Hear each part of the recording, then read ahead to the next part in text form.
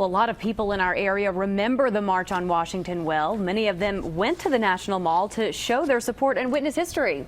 One of those people was John Wilson. D.C. Bureau Chief Sam Ford has his story live from the site of the march. Sam?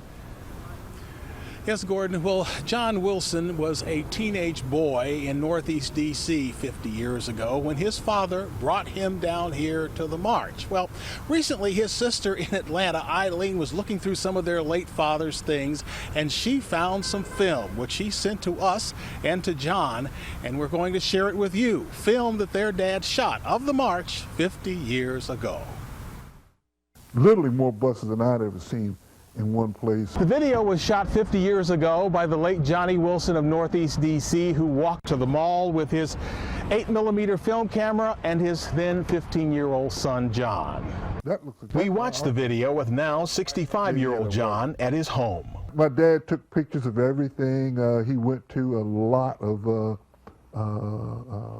black awareness and civic events. I was just surprised to see so many people from all across the country. Not just black people, there were white people there.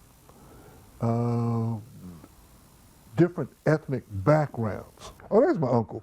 Uncle Jimmy. John said he was amazed that in that crowd, his dad managed to rendezvous with his uncle James Stamper, who'd come down by bus with an NAACP group from Schenectady, New York. The video shows there's signs for jobs and civil rights.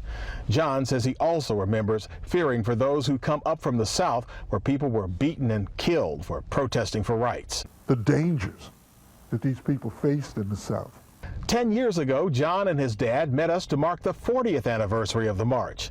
Johnny Wilson said the march gave Northern blacks an opportunity to participate. At the time, I had a family and I was working, and I couldn't attend matches, marches in Alabama and the other places. But when it was coming here, it was my chance that I could get right there with it. While 10 years ago, John said he was amazed at how much progress blacks had made, his dad did not see it that way. You were at the bottom then, and you're at the bottom now. John says he remembers the march for the Martin Luther King speech, but also for personal reasons: Dad, Uncle Jimmy, and being a part of it all. I'm very proud that I was able to participate in something that subsequently became a historic event.